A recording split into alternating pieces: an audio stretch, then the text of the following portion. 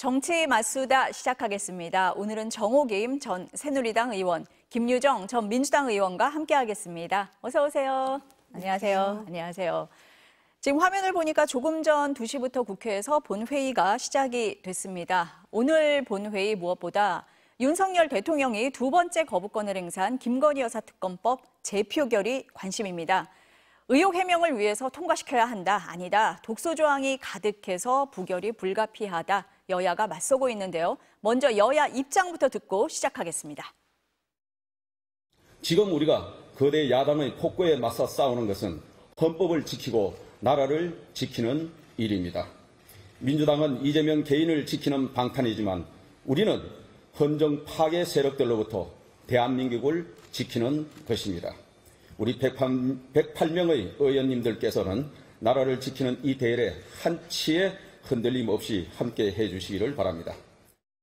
김건희 여사가 주가 조작과 공천에 깊숙이 개입했다는 온갖 정황과 증거들이 쏟아지고 있는데 특검을 거부한다고 범죄 혐의가 사라집니까? 국민의힘에도 촉구합니다. 특검을 거부하는 자가 범인이라고 했던 국민의힘이 특검을 반대하면 김건희 여사가 범인이고 국민의힘은 공범이라는 고백으로 들릴 것입니다. 자, 이제 재표결로 가게 되면은 재적 의원 과반이 출석하고 여기에 3분의 2가 찬성해야 통과가 됩니다. 무기명 투표죠. 재투표 결과 어떻게 전망하세요, 정 의원님? 부결될 거라고 보는 것이 다수설이고요. 지금 국민의힘 내부의 분위기를 보더라도 부결될 것 같다라는 생각은 듭니다. 어떻게 전망하세요? 저도 찬성표가 더 많길 바랍니다만은 부결될 가능성이 매우 높다고 보고요. 지금 국민의힘의 상황으로 봐서는 그 24번째 거부권 행사였잖아요. 네. 그러니까 이승만 정권을 제외하고는 역대 대통령 거부권의 총합보다 많아졌어요. 그래서 대통령의 지지율과 거부권 행사의 숫자가 골든크로스를 이뤘다라는 말까지 나오고 있는 상황이라서 좀 심각하죠. 그런데 추경호 원내대표가 대한민국을 방어하고 지키는 일이라고 해서 더 참 황당한데요. 누가 봐도 이거는 김건희 여사를 지키고 방어하기 위한 그런 지금 표단속의 모습 아니었습니까? 그런 점에서 참 참담할 뿐이죠. 예. 그러니까 지금 한동훈 국민의힘 대표와 윤석열 대통령이 갈등을 겪고 있잖아요. 이런 상황이라서 친한계의 이탈표가 있는 거 아니냐, 이런 시각도 있었는데 일단 한동훈 대표 이렇게 얘기했습니다. 들어보시겠습니다. 국민의 눈높이에 맞는 해법이 필요하다는 당내외 많은 분들이 생각을 저도 알고 있습니다. 그러나 지금 이 민주당의 특검법안은 민주당 마음대로 골라서 민주당 마음대로 전횡할 수 있는 내용이고 이런 법이 통과되면 사법 시스템이 무너지기 때문에 반드시 막아야 한다. 이 얘기를 들어보면은 부결시켜야 된다, 강하게 이렇게 힘을 실은 걸로 보여요. 이탈표 방지 차원입니까? 아니면 다르게 해석할 부분이 있을까요? 어떻습니까? 그러니까 우선 반드시 막아야 된다라는 것이 당대표 입장이라는 거를 대외적으로 알림으로써 설령 이탈표가 나오더라도 제 탓은 아니에요. 친한계에 제가 달리 메시지를 보낸 것은 아닙니다라는 시그널을 보내려고 했나? 라는 생각이 들고요. 그다음에 이제 독소 조항에 대한 문제 제기는 사실 오래전부터 있었고 실제로 독소 조항도 있었는데 지금 국민 여론이 60%가 넘는 여론이 특검이 필요하다라는 상황에 대해서 법리적인 차원 외에 정치적인 차원으로 그것의 심각성을 특히 지역구 의원들이 잘 몰랐었을까? 왜냐하면 이제 그 지역구는 주로 국민의힘의 우호적인 지역구가 대다수이긴 하겠으나 지금 국민의 어떤 정서라든지 여론에 대해서 좀 더 진지하게 들여다봤어야 되는 게 아닌가라는 생각이 들고요. 그다음에 사법 시스템이 무너지기 때문에 반드시 막아야 하면 국민 정서를 고려하면서 사법 시스템에 맞는 대안을 제시할 방도는 없었는가, 그런 여러 가지 생각이 듭니다. 이 발언 어떻게 보세요, 김 의원님? 그 수모를 겪고도 이렇게 부결을 외치고 있는 한동훈 대표 모습 보니까 참 한심하다는 생각이 듭니다. 배알도 없냐 이런 얘기를 그래서 하는 거예요. 독대 요청을 그렇게 했는데도 받아들이지 않고 거부당하고 추경호 원내 지도부 들어갔다 온 거 봤잖아요. 그런데도 이렇게 얘기하는 거 보니까 도대체 한동훈 대표는 무슨 생각을 하는지 진짜 궁금합니다. 최상병 특검법 발의도 못하고 이거를 거부하지도 못하고 이 법에 대해서 김건희 특검법에 대해서 그런 당대표를 누가 믿고 따를 수 있을까라는 생각이 들고요. 초기에 한동훈 친한계라고 불리던 의원들이 최근에 언론에서 거의 인터뷰도 안 하고 사라진 모습들 아마 기억하실 거예요. 몇몇 분 외에는, 두세 분 외에는 나서서 이 한동훈 대표 쪽의 어떤 분위기나 입장을 대변하는 사람도 별로 없더라고요. 그런 분위기인데 거기다가 무기명이어서 찬성표가 혹시 한두 표라도 더 나올 수 있을까라고 생각했는데 이렇게 아예 쐐기를 박아서 부결시켜주세요 하고 있으니 이게 가능하겠습니까? 그런 점에서 리더십이 정말 점점 더 땅으로 떨어지겠다라는 생각이고요. 특히 앉으면 김건희 여사에 대해서 걱정하고 비판하고 한탄한다고 하는데 국민의힘 의원들이 이 마당에 대해서도 무기명 투표인 상황에 대해서도 표가 한두 개도 이탈표가 없다라고 하면 진짜 심각한 문제죠. 본인들이 아마 되돌아보셔야 될 것 같습니다. 제가 조금만 이제 첨언을 하자면 또 혹시 개인적으로 어차피 그 본인의 의사와 상관없이 의원들은 부결표를 던질 거라고 생각을 하기 때문에 자기가 그것과 다른 이야기를 한다 해서 지금 그 소위 말빨이라 그래야 되나 먹히지 않을 거라고 판단했을까라는 상상도 해보게 되고요. 지금 그 당내에 의원들의 분위기를 우리가 이제 가늠할 수 있는 그런 상황인 것 같고요.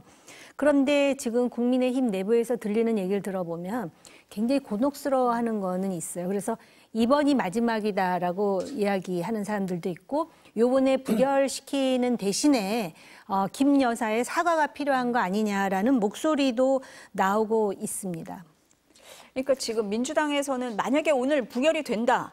그렇다고 해서 그만두지는 않을 거잖아요. 지금 김 여사 특검법을 또 발의하겠다 이런 입장이에요. 그러니까 기자들이 어제 한 대표한테 특검법이 한 번 더 넘어오면 어떻게 하시겠어요? 라고 물어봐요. 그러니까 한 대표가 미리 얘기하지 않겠다 이렇게 답을 했는데 이게 김 여사를 둘러싼 의혹의 해소가 안 되면 그럼 다음번 특검은 장담 못하나? 이렇게 들리거든요. 어떻습니까? 제가 조금 전에 말씀드린 그러니까는 이게 상당히 마지막이다라는 게. 그래서 아마 그 내부에서 그런 이야기가 들리고 친한계 의원들을 중심으로 해서는 그래서 사과를 하는 게 좋겠다라는 얘기를 하는데 지금 아마 대통령실에서는 지금 사과할 적절한 타이밍은 아니라는 입장인 것 같습니다. 그래서 이래저래 한동훈 대표가 상당히 곤혹스러울 것 같고요. 최근에 그 김대남이라는 사람 통화와 관련해서 그 배우와 관련한 감찰 지시를 내렸잖아요.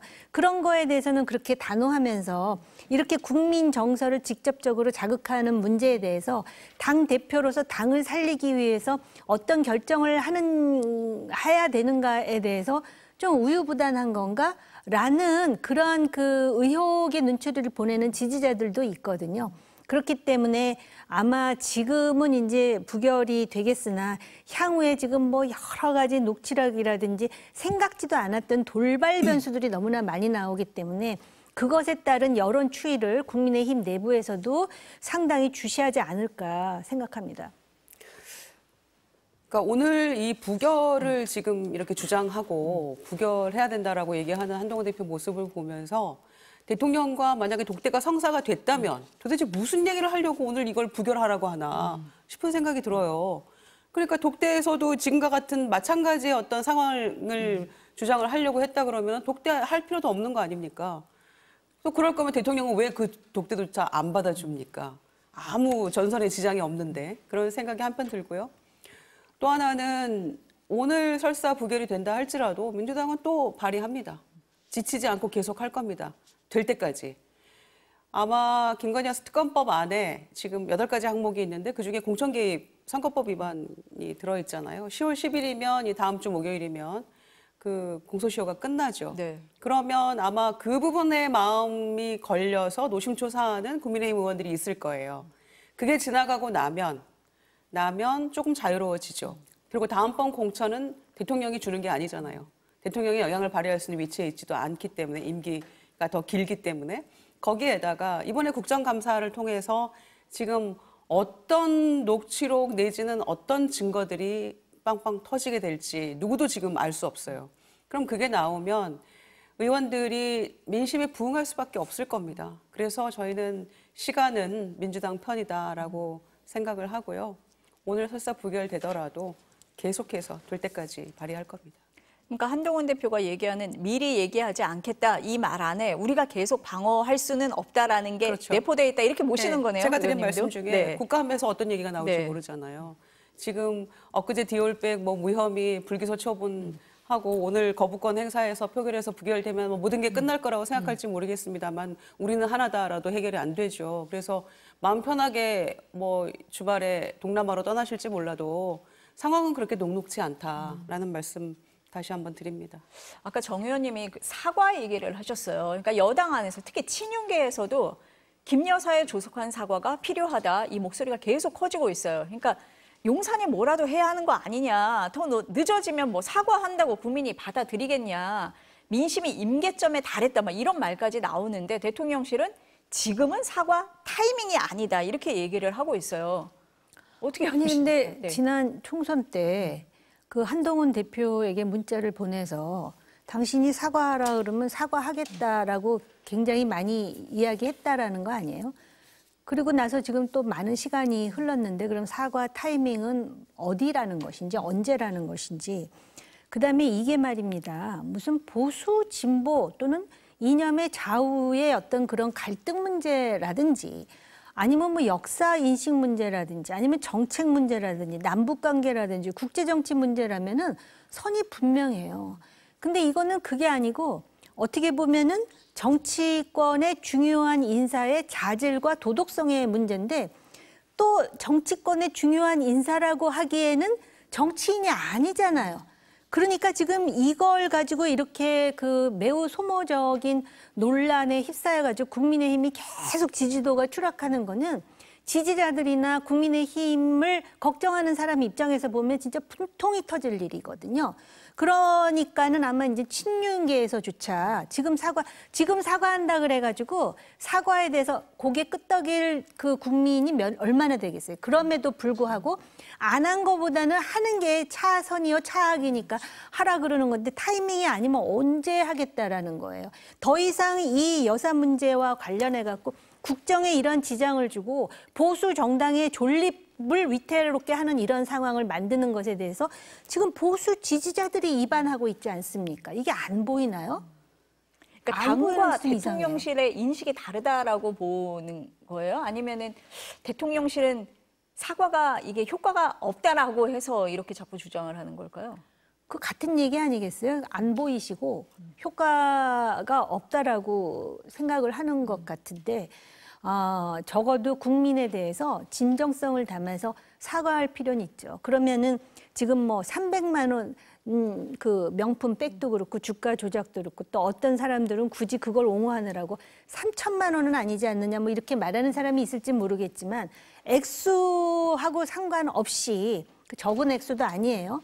그런 일이 벌어져 가지고선 그걸 받았느니 줬느니 또 그거를 갖다가 수심위에서 뭐 기소를 하느냐 안 하느냐를 가지고 얼마나 국민의 감정을 자극했습니까? 그런 상황에서 사과를 안 한다라는 거는 권력을 위임받은 사람으로서 도리도 아니고요.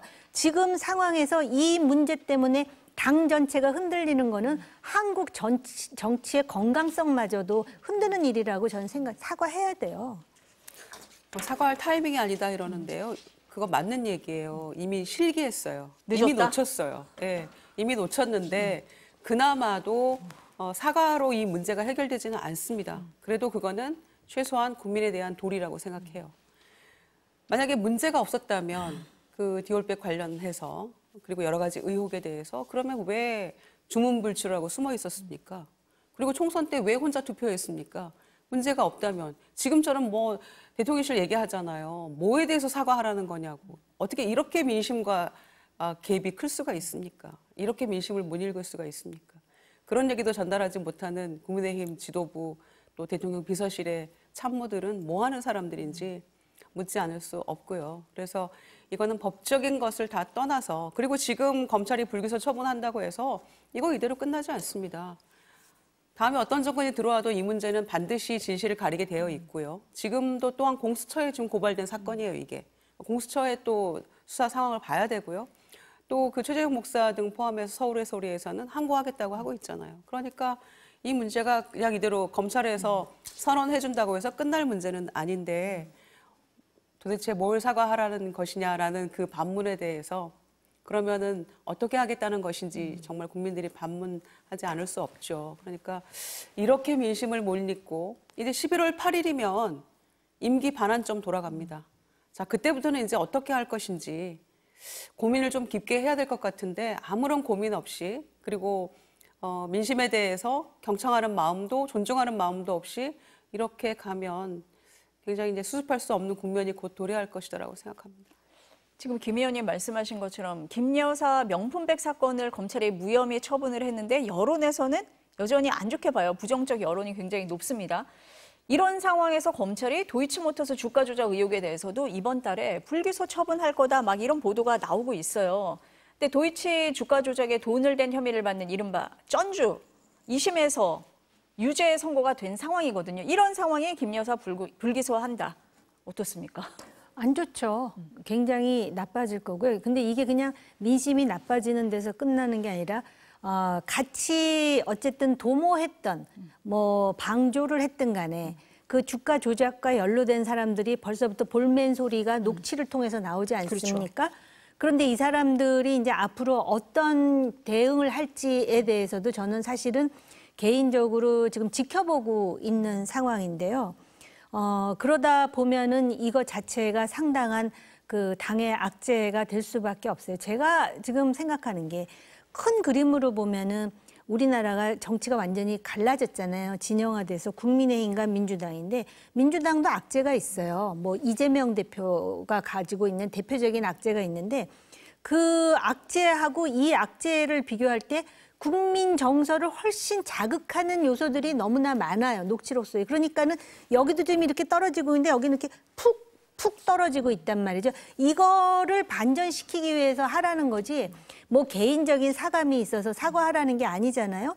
공당으로서의 어떤 그 위상을 다시 한번 그리고 신뢰를 회복해야 되는데 더군다나 지금 명품백 가지고선도 상당히 지금 이제 부글부글하는 국민들이 많을 텐데 도이치 주가 조작과 관련해 갖고 그래서 당내에서 궁여지책으로 차라리 기소를 해가지고 벌금형이든 그렇게 하는 게 맞다라고 얘기했던 소수 의견이 있는 데다가 이런 부분도 있어요.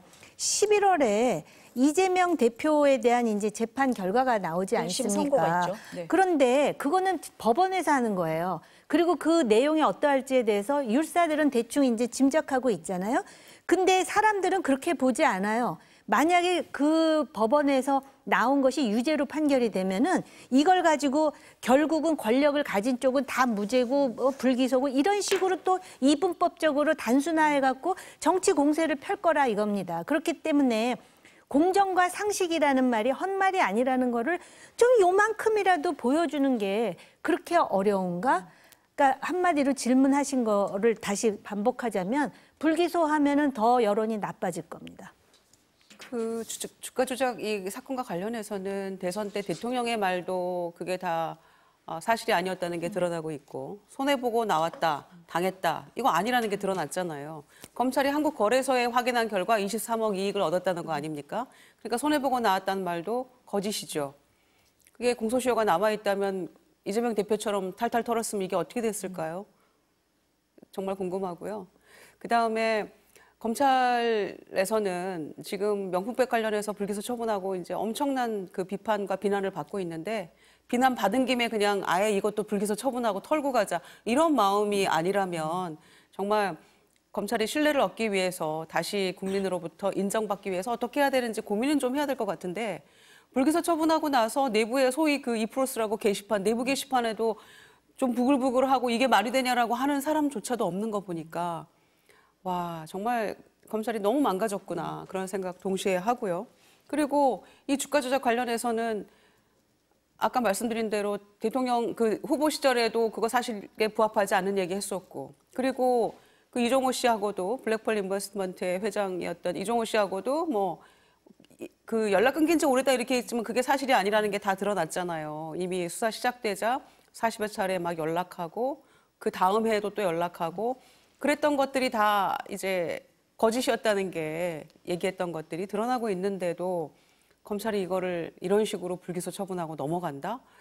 있을 수 없는 일이라고 생각하고요. 더군다나 뭐 그 항소심에서 소위 전주가 이제 방조 혐의로 유죄 받았는데 지금 그 BP 패밀리라고 해가지고 아예 여사가 뭐 공범이나 뭐 방조 이런 게 아니라 거의 아예 주도적으로 한 거 아니냐라는 의심까지 나오고 있고 그 소위 패밀리들이 전부 다 대통령 취임식에 다 초대받아가지고 나타나고 이게 이런 얽히고 설킨 관계가 아니라면 있을 수 없는 일이거든요. 그러니까 좀 상식적으로 봤을 때 아 그게 일리 있는 얘기구나라는 뭔가 변명이나 해명을 해야지 그렇지 않고 이렇게 누가 봐도 불법 문제가 다분해 보이는데 검찰은 그냥 마냥 여사니까 불기소 이렇게 할 것처럼 보이는 거예요.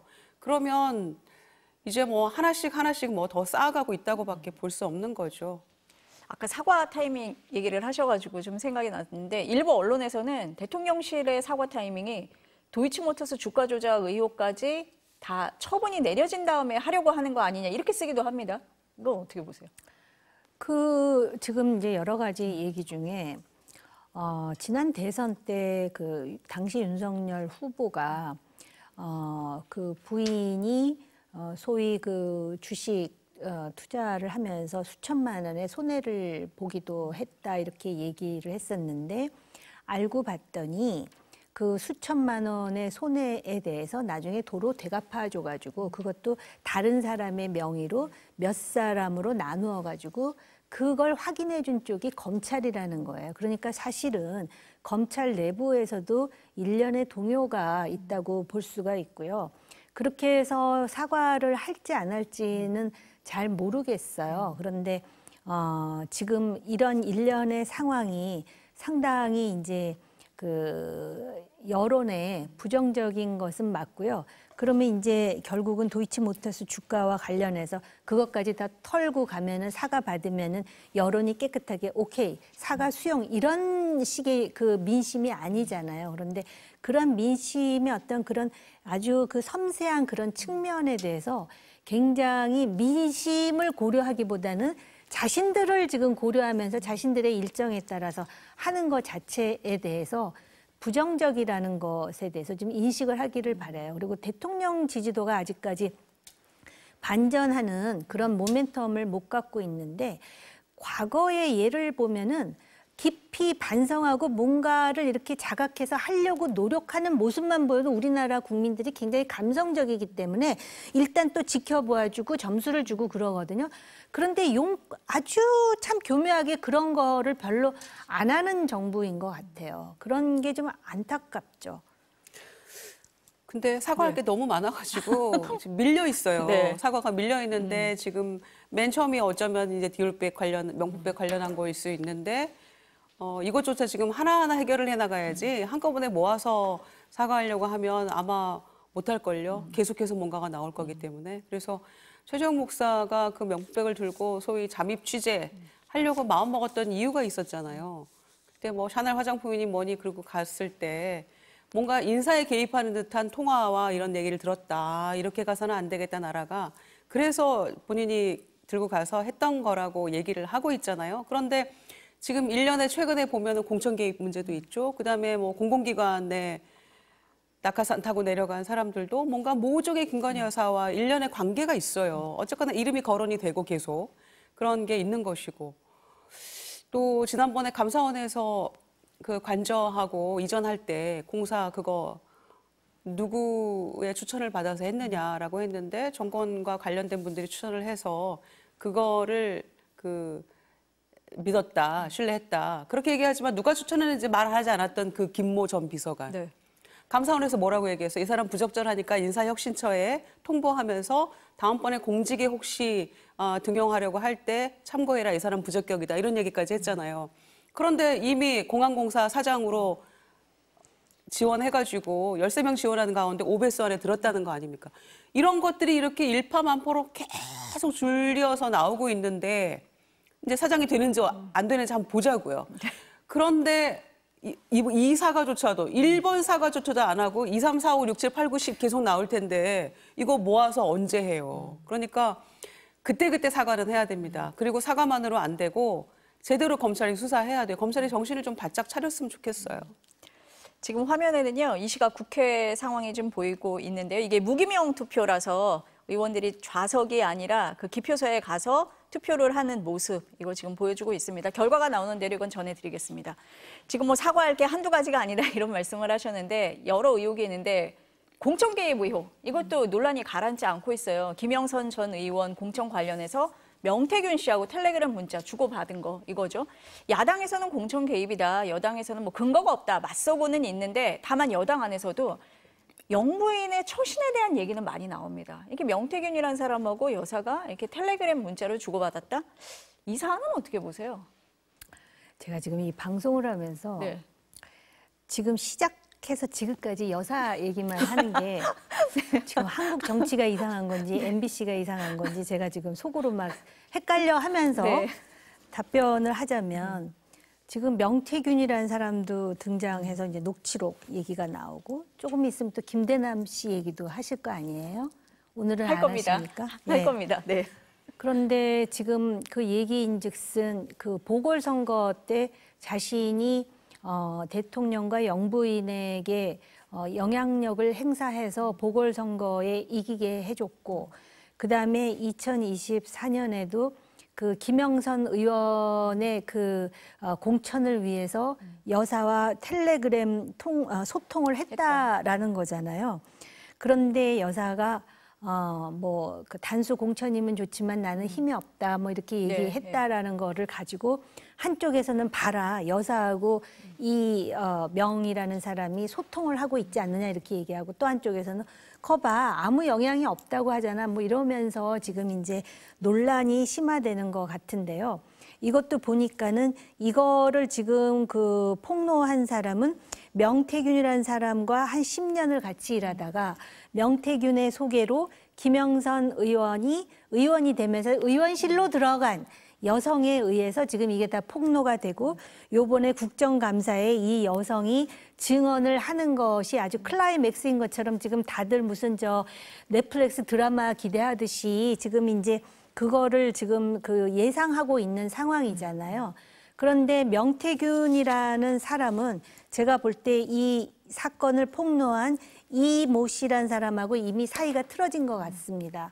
그리고 명태균이라는 사람이 지난 선거에서 뭐 이런저런 상황을 폭로하겠다고 당시 개혁신당의 이준석 대표를 만났다는 것을 봐서는 여사나 대통령과도 사이가 일정 정도 틀어졌어요.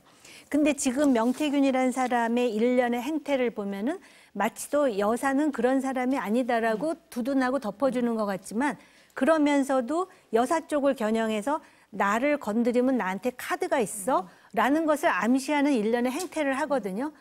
이런 상황이 참 얘기하기도 싫어요. 이거는 어떻게 보면은 굉장히 후진적이고 퇴행하는 한국 정치의 일면을 우리가 지금 목도하고 있는 거니까는요. 그 명태균 씨하고 김건희 여사 사이에 텔레그램 문자가 공개가 됐잖아요. 그리고 뭐 단수 공천이면 나 역시 단수면 좋지. 그런데 뭐 경선이 원칙이다. 그 내용을 봐라. 경선이 원칙이라고 하지 않느냐. 개입 아니지 않느냐라고 얘기를 하고 있는데 권한 없는 사람 둘이 공천 얘기를 그렇게 왈가왈부하는 것도 이거 심각한 문제고요. 그보다 더 큰 문제는 이미 창원에서 김해로 느닷없이 옮겨간 것. 그것은 이미 뭔가 작용이 된 거예요. 그래서 이거는 뭐 충분히 개입이라고 볼 여지가 있는 것이고 또 지금 더한 것도 있다라고 얘기가 나오고 있잖아요. 뉴스토마토에서 아마 더 추가적으로 보도를 할 것 같은데 이를테면 칠불사에 가가지고 그 텔레그램 문자 뭐 보여주면서 뭐 비례를 뭐 딜을 하려고 했다 김영선 의원에 대해서 이런 얘기가 나왔을 때 사실은 그 문자가 유가 아니고 더한 것들이 있다라는 거예요. 그게 추가적으로 무엇이냐라는 것이 이제 이목이 집중되는 그런 상황이기 때문에 어쩌면 주변에 이런 인물들을 이렇게 곁에 두고 대통령 부부를 막 협박까지 하게 되는 이런 상황이잖아요. 또 기자와의 뭐 그 문자 메시지를 보면 내가 만든 정권인데 내가 무너뜨릴 수 있지 이런 얘기까지를 명태균 씨가 하고 있잖아요. 이게 가능한 이야기입니까? 명태균 씨가 이 정권을 만들었나요? 있을 수 없는 이야기다. 그리고 내가 대통령을 당선시켰고 김영선 의원도 내가 공천 만들지 않았느냐. 나 이런 사람이야 라고 이렇게 하고 다녔다는 거잖아요. 과시하고. 그러니까 그리고 뭔가 가지고 있어서 내가 압박을 했기 때문에 결과적으로 그 김해 공천도 3월 초에 조금 늦게 발표를 했잖아요. 그런 것들이 다 관련이 돼 있다. 또 이준석 대표와 그 2021년 7월 달에 건대 입구 치맥 회동도 내가 만들었다. 근데 또 이준석 의원은 또 그거 아니다. 대표실 비서실에서 내가 지시했다라고 둘이 또 진실 공방을 하고 있더라고요. 진실 공방할 게 한두 가지가 아니어서 이준석 의원도 거의 증인으로 나와야 될 것 같은 그런 상황이 돼버렸는데 이런 사람들을 곁에 두고 정권이 잘 굴러가기를 바랬다는 것이 우리의 패착이었을까요? 정말 우리가 너무 큰 기대를 했을까요? 그러니까 과연 명태균 씨 같은 사람 한 사람뿐이겠느냐? 또 김대남 그 행정가 같은 사람이 한 사람뿐이었겠느냐? 그런 생각에 이르게 되니까 아, 정권이 성공하기는 애초에 틀렸던 것인데 정신 차리라고 국민들이 계속 헛수고했구나. 그런 생각에 이르게 됩니다. 그 명태균 씨가 이제 이 얘기를 가지고 이 사안에 대해서 주변에 얘기를 많이 하고 다녔다 이런 얘기가 많아요. 그래서 아까 정 의원님 말씀하신 그분을 저희 취재진이 만나봤거든요. 그러니까 그 김건희 여사하고 명태균 씨가 통화한 내용을 직접 들었다 이렇게 얘기하신 분이에요. 인터뷰 내용 일부를 한번 들어보시겠습니다. 공천이에요. 고생해서 받아온 거랬어요. 본인이. 김건희 여사가 어떤 대가로 해서 어떤 뭐 경로로 해서 받았다는 그런 얘기는 못 들었고 윤핵관이 믿는 사람들 이제 물리치고 김영선으로 공천 받아왔다. 오빠 전화 왔죠? 잘 될 거예요.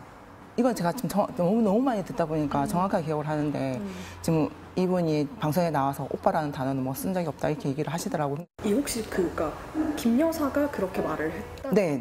그 음성 자체가 김 여사 음성이었어요. 김 의원님이 이준석 의원 얘기를 했는데 언론 인터뷰에 윤석열 대통령이 입당하기 직전에 당대표였던 자신과 만났는데 그 만남을 명태균 씨가 주선을 했다. 그리고 윤 대통령은 명 씨를 명박사, 김 여사는 명선생님이라고 불렀다. 이런 얘기까지 했어요. 그러니까 서로 그전부터 아는 사이고 대접해주는 관계라고 느꼈다 이렇게 얘기를 해요. 그러니까 자꾸 의혹이 생길 수밖에 없거든요. 그러니까 네. 전혀 영향력이나 역할이 없이 자기 혼자 지금 블러핑하거나 허장성세로 말하는 것 같지는 않고요. 뭔가 역할을 했던 것 같고요.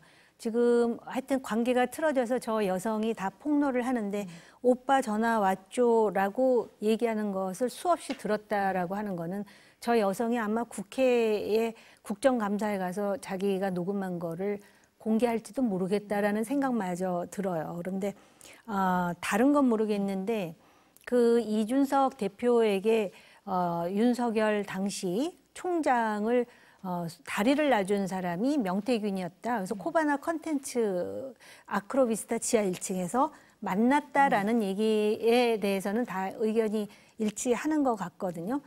그런데 이제 그런 역할을 하다가 보궐선거 이후로는 명태균이라는 사람이 특별한 역할을 한 것이 눈에 띄지 않아요. 그러니까 아마 뭐 이런저런 이유로 관계가 좀 멀어졌든지 뭐 이런 상황에서 명태균이라는 사람은 2024년까지 일관성 있게 김영선을 이제 미는 건데 또 그 와중에 이 여성의 증언을 들어보면은 김영선 의원을 아주 그 자기보다 훨씬 그 밑에 있는 사람인 것처럼 하대를 하고 함부로 대했다 뭐 별별 그런 증언이 다 나오고 있는 거 아닙니까?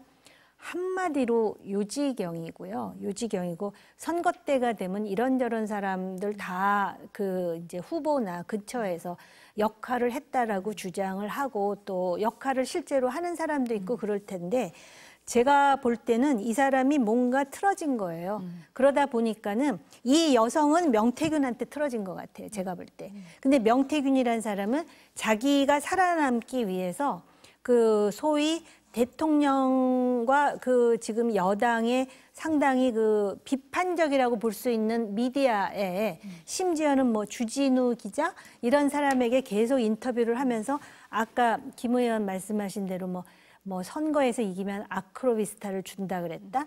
내가 뭐라 그랬죠? 내가 만든 정권, 내가 정말 무서운 말이에요. 이건 국가 모독죄에 해당하는 거 아닌가? 저 법을 잘 몰라서 개인적으로 그런 생각까지 드는데 더 이상한 건 뭔지 아십니까? 이렇게 계속 지금 말을 하고 다니는데 어떤 제재나 뭔가 대응이 없다라는 게 좀 이상하긴 해요. 그러니까요. 바로 그 점인데 대통령실이 이렇게 조용할 수가 있습니까? 그 대통령실에서 근무했던 김대남 씨에 대해서도 뭐 일면식이 없다라는 식으로 지금 막 사실 잘 해명 안 되는 이야기들을 어찌게 됐거나 내놓고 있는데 명태균 씨가 이렇게 지금 내가 만든 정권이라고까지 하고 다니는데도 반응이 없어요. 그게 더 이상한 거죠. 그리고 검찰도 참 희한합니다. 압수수색 했는데 깡통폰이라는 거 아니에요? 가져간 게? 네. 그러면은 민주당 인사 압수수색했는데 깡통폰이면 가만히 깡통폰이구나 이렇게 가만히 있겠습니까? 더 뒤져가지고 본래 지금 다 이 내역이 들어있는 것들을 찾아서 가려고 노력하겠죠. 탈탈 털겠죠. 그런데 가만히 있잖아요, 지금. 그런데다가 이 명태균 씨가 아크로비스타 가서 뭐 술도 먹고 그랬다 이런 얘기도 나오고 있죠. 그런데다가 오빠라는 거 내가 찾아보니까 뭐 오빠라고 부른 적은 없는 것 같다는 얘기를 하고 있는데 근데 희한하게요. 우리가 대선 즈음에 그 서울의 소리 이명수 기자하고 7시간 녹취록 보도되고 그 통화 들었을 때 나보다 오빠였으면 좋겠다 이런 얘기도 했거든요. 이명수 기자한테. 그런데 알고 보니까 동생이어서 동생 막 이렇게 했어요. 그런데 오빠라고 부른 적 본 적이 없다. 명태균 씨 주장을 우리가 어떻게 믿습니까? 그러니까 그 얘기를 들었다는 사람이 많다라는 게 이제 어제 인터뷰한 강모 씨의 주장이고 그리고 지금까지 보도된 거를 이제 우리가 목소리로 사실 들은 거였잖아요. 어제 MBC 인터뷰에서 알 수 없는 거고 그리고 이렇게 출처불명의 사람이 명태균 씨 같은 사람이 이렇게 그러면 국정을 막 좌지우지하고 대통령과 여사를 막 흔들고 뭔가 본인이 요구하면 다 들어줄 만큼 무슨 약점이 있길래 무슨 카드를 쥐고 있길래 상황이 이렇게 그동안 흘러왔을까 물어봐야죠. 그리고 대통령실은 답을 해야죠. 얘기를 해야 됩니다. 반응을 보이고 이게 다 문제가 없다라고 생각한다면. 아니 이런 이야기가 나오는 거에 대해서 여론이 상당히 나빠진 거는 사실인데요. 그렇죠. 그러나 그 지금 상황을 공개한 이 모 씨가 과연 그 양심 있는 내부 고발자인가에 대해서 저는 개인적으로 좀 다른 생각을 하고 있어요. 내부 고발을 할 거면 진작에 했었어야 되는 거 아닐까요? 제가 볼 때는 뭔가 개인적인 관계에서 문제가 생기면서 이런 일로 비화되는 게 아닌가 이런 생각도 들고요. 사실 뭐 오빠라 그랬다라는 거를 너무 그냥 당연하게 그랬을 거라고 생각하시는데 제 기억으로는 말입니다. 서울의 소리에서 통하는 거 보면 오빠라고는 안 그랬어요. 윤석열 당시 후보였을 때 우리 집 아저씨라고 그랬던 것으로 기억을 하니까 이거는 증거가 나오기 전에는 우리가 조금 좀 신중할 필요가 있다라는 생각이 들고요. 그다음에 이런 일이 이렇게 생길 때 보면은 이게 빙산의 일각일 수 있어요. 그러니까 우리는 지금 표면에 보이는 것만 가지고 해석을 할 뿐이기 때문에 우리가 어떤 결론을 내릴 수는 없는데 그 밑에 도대체 무슨 일이 있어서 이런 상황이 벌어지는지에 대해서 궁금하고 씁쓸하고 그렇죠, 지금. 아까 정 의원님이 김대남 얘기는 안 할 거냐고 물어보셨는데 넘어가 볼까요? 그 김대남 전 대통령실 선임 행정관 녹취가 공개돼서 계속 얘기하는 당정 갈등, 윤한 갈등 뭐 더 심해지고 있다 이렇게 보입니다. 그 내용 다 아실 텐데 유튜브 채널 서울의 소리 이명수 씨하고 통화한 내용인데 한동훈을 공격하면 김 여사가 좋아할 거다. 뭐 이런 취지의 내용이에요.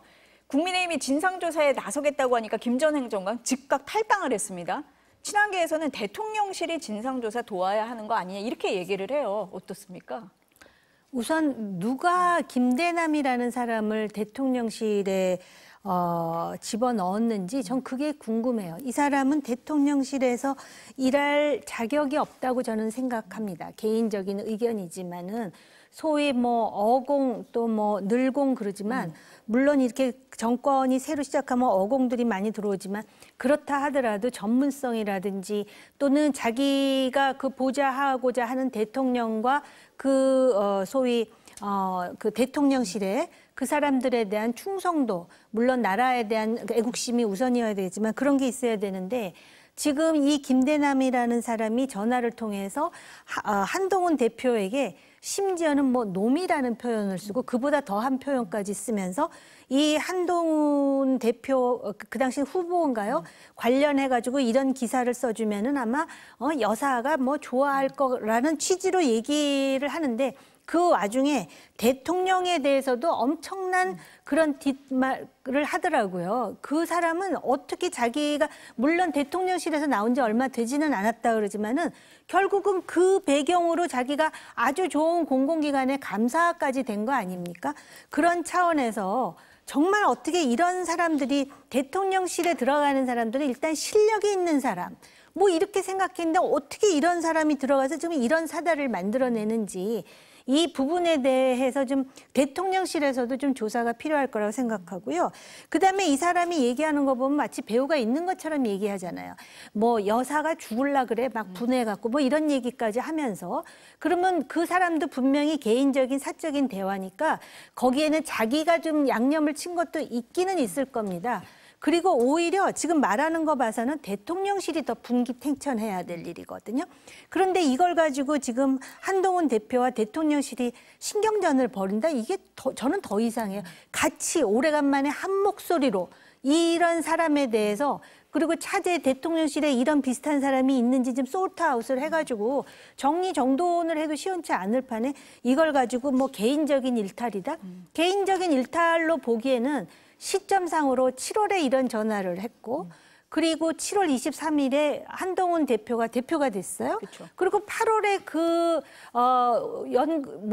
연봉도 높고 대우도 좋다는 그 공공기관 감사로 들어가더란 말이죠. 근데다 이 사람이 그 서울의 소리 기자와 녹취한 녹취 내용이 자그마치 11개월치가 있대요.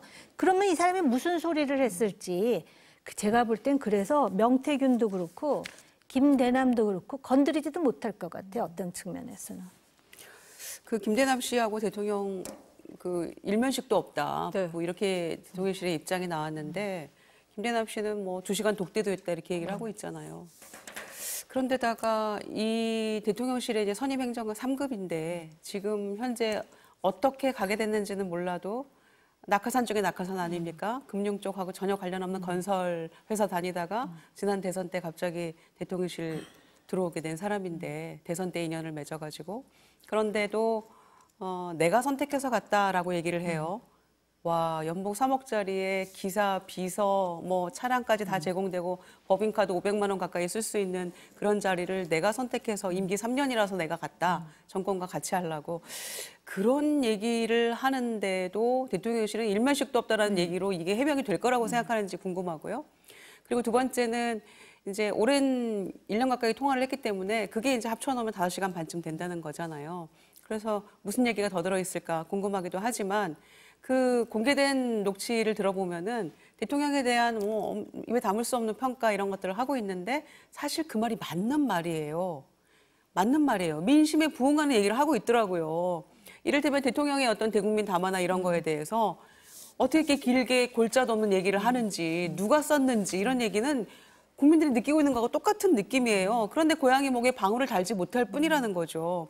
그러니까 더 나쁜 거예요. 대통령실에 참모로 있으면서 나의 언행이 정권에 미칠 영향에 대해서 조금도 의식하지 않고 더군다나 대화의 상대가 누굽니까?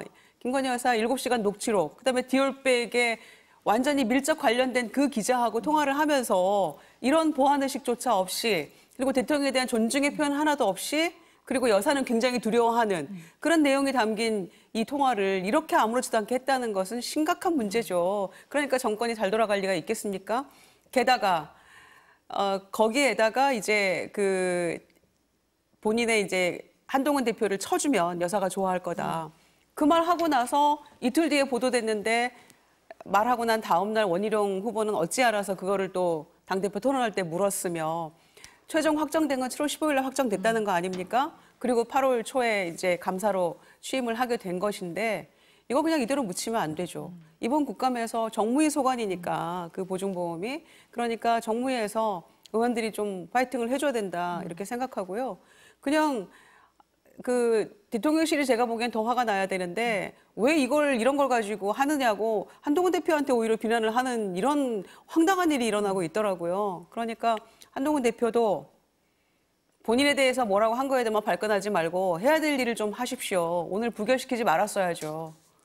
아직은 결과가 안 나왔습니다. 부결이라고 부결이라고 본인이 부결을 요청한 주장한 상태죠. 때문에. 네. 예. 그러니까 두 번 말씀을 들어보면 대통령실에서 아무것도 안 하고 있으니까 친한계에서는 용산이 배우 아니야 이런 얘기를 하는 것 같습니다. 그 말씀하신 대로 그 김대남 전 행정관과 통화를 한 뒤 이틀 뒤에 서울의 소리에서 정말로 한 대표를 공격하는 기사가 나왔고 그리고 전당대회 일주일 뒤에 김대남 전 행정관이 서울 보증 감사가 돼요. 연관이 있다라고 저희가 얘기하는 건 아닌데 공교로울 수밖에 없는 그런 상황이 돼요. 그래서 한동훈 대표가 뭐라고 얘기를 하냐. 국민들께서는 그런 형편없는 보안 공적 의식이 있는 사람이 중요한 공공기관의 임원으로 계속 근무하고 임용된 것 자체에 대해 이상하다. 이렇게 생각하실 것이다. 이렇게 얘기를 했어요. 사퇴를 압박하고 있는데요. 어떻게 보십니까? 아니요, 한동훈 대표 말이 맞는데요. 한동훈 대표가 분노해야 될 일이 그것만이 있었을까요? 다른 일도 있었는데 다른 일에 대해서는 좀 엉거주춤하는 것 같으면서 그 일에 대해서 분노를 하니까 자기 일에만 저렇게 발끈하느냐라는 또 볼멘 소리도 나오는 게 사실이에요. 저는 보수 정당이 잘 돼야 된다라고 생각하는 사람 입장에서 지금 그러면은 선봉에서 뭔가를 들고 나서야 될 사람이 누군가 생각해 보니까 한동훈 대표밖에 없어요. 근데 지금 의원들이 아마 협조 안 할 거예요. 협조 안 하니까 본인이 부결시켜야 된다, 사법체제를 흔든다라고 얘기했을 텐데 의원들을 보지 말고요. 본인을 지지했던 전당대회에 60% 넘는 지지자들이 분명히 있어요. 물론 이제 보수 정당을 지지하는 사람들이지만 그 사람들을 향해서 이 지금 김대남 사건뿐만 아니라 여사 문제와 관련해서 아까 말씀하셨듯이 독대가 필요할 정도라고 자기가 생각했으면 이제는 그게 무엇인지 얘기를 하고 호소를 하고 지금 보면 잘못된 거는 여당에만 있는 게 아니고 야당에도 있어요. 그런데 한동훈 대표는 그 잘못된 것에 본인이 지금 그 연루되어 있는 사람은 아니지 않습니까? 그러면은 이 보수 정당을 살리기 위해서 내가 무슨 목소리를 내야 되는지 자꾸 의원들을 생각하면 지금 친한계라고 하는 사람들도 안 나서잖아요. 의원의 속성이에요. 그러면은 본인도 말 안 하는데 뭐 의원들이 말하겠어요? 그래서 지금 나서야 될 사람은 한동훈 대표가 이 당을 살리고 이 아주 추락한 신뢰를 살리기 위해서 뭘 해야 될지 좀 고민을 해야 되는데 딱 자기 뒷말 한 사람에 대해서만 마치 또 겨냥하듯 하니까 저건 자기 얘기했다라고 지금 화내는 거야. 심지어는 언론계에 있는 많은 분들도 한동훈 대표가 이 문제로 화가 단단히 났다 그러는데 이 문제만 화를 내면 어떡해요. 최혜병 문제도 있고 지금 뭐 여러 가지 그 명품백과 관련해서도 지금 막 민심이 부글부글하면 그거부터 챙겨야죠. 뭐 한동훈 대표를 왜 비대위원장으로 했냐고 물어보니까 뭐 공보를 잘해서라고 답을 했다는 얘기가 얼마 전에 이제 뭐 시사 프로에 나왔었잖아요. 그런데 공보를 잘하는 것 같지도 않아요. 그럼 뭘 잘하는지 잘 모르겠어요. 왜냐하면은 독대를 절대로 안 받아들여 줄 것 같잖아요. 이 상황이 이쯤 되면 내가 독대하면 무슨 얘기를 하려고 했다는지 사실은 그럼 공중전이라도 잘 하던지 뭐 본인의 어떤 진정성을 보일 기회는 얼마든지 있지 않습니까? 매일매일 기자들이 옆에서 질문하고 다른 혹시 뉴스가 없을까 궁금해하는데 본인이 얼마든지 얘기할 수 있거든요. 그런데 지금 뭐가 달라졌어요? 한동훈 체제가 들어서서 국민의힘이 뭔가 획기적인 변화가 전혀 보이지 않잖아요. 그냥 우리는 하나다 외치고 있는데 지나치게 단결되고 지나치게 하나여서 문제 아닙니까?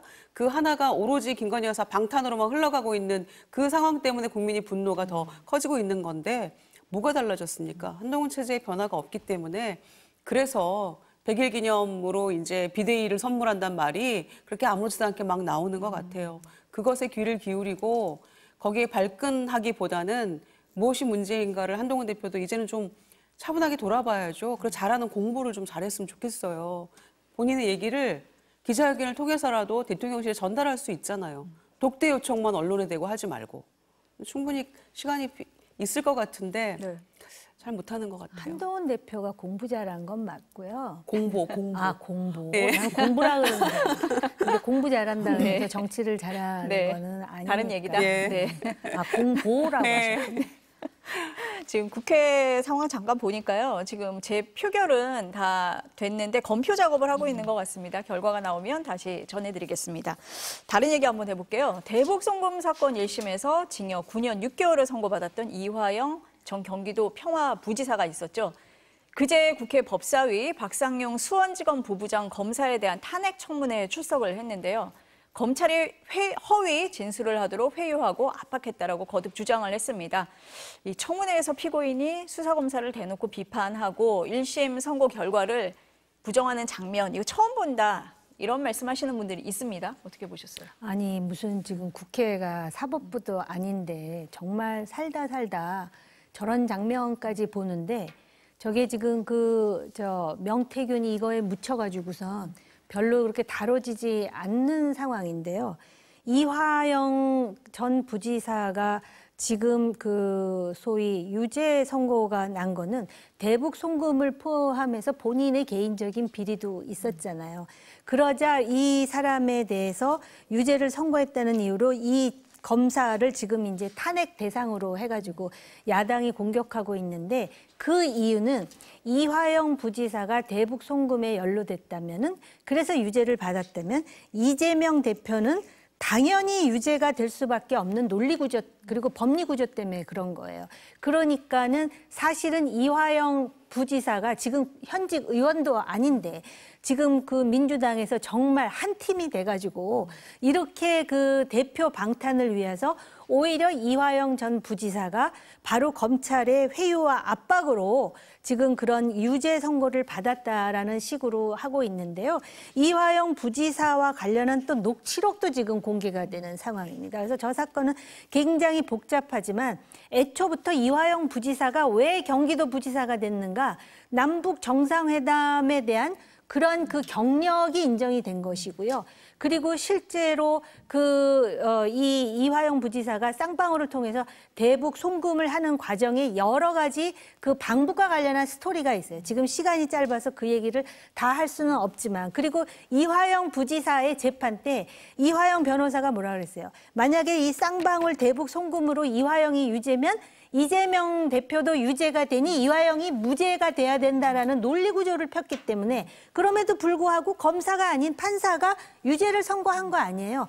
그러다 보니까는 지금 민주당에서 급한 마음에 지금 완전히 마치 또 법정처럼 저거는 진짜 권리를 남용하는 것이죠. 입법권을 가졌다 그래서, 그리고 다수의 그런 정당이라 그래서 저런 일을 벌인다라는 것은 정말로 목불인견입니다. 어떻게 보세요? 검찰이 이제 이재명 대표나 이화영 부지사 관련된 수사에 들인 그 정성과 노력과 시간을 김건희 여사 주가 조작 사건에도 들여라라는 게 이제 민주당의 입장이고요. 어제 검사 탄핵 청문회 관련해서는 이제 일단 본인이 안 나왔기 때문에 사실은 조금 힘이 좀 빠졌죠. 그리고 우리가 이화영 지사 부지사 재판 관련해가지고 1심이 이제 9년 6개월 중형이 나왔는데 검사의 회유와 협박, 갈비탕, 연어, 짜장면 등으로 수십 차례 모여서 이제 그런 얘기를 사실은 보도를 통해서만 듣다가 이화영 부지사의 이제 육성으로 그런 전후 관계를 들을 수 있는 기회는 됐던 것 같아요. 그래서 본인이 이제 그런 회유 협박 때문에 이재명 대표에게 보고했다라고 얘기했다가 이제 말을 바꾼 그 이유에 대해서 이제 소상히 말할 기회는 가졌다 이렇게 보는데, 제가 우려하는 거는 오히려 지금 어제 국민의힘에서 나온 이야기 있잖아요. 내가 좀 걱정되는 부분이 있다. 뭔가 김성태 회장이 가지고 있는 것 같다. 그게 사실 어떻게 여파를 미칠지 그게 좀 걱정이 되긴 합니다만, 어쨌거나 견제받지 않는 권력이라는 그런 잘못된 생각을 검찰이 가지고 있다면 버려야죠. 국회에서 얼마든지 할 수 있는 일이라고 생각합니다.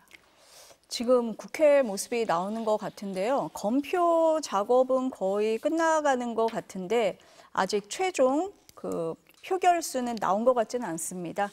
저희가 조금 더 지켜보고 있다가 이 내용이 나오면 다시 전해드리겠습니다.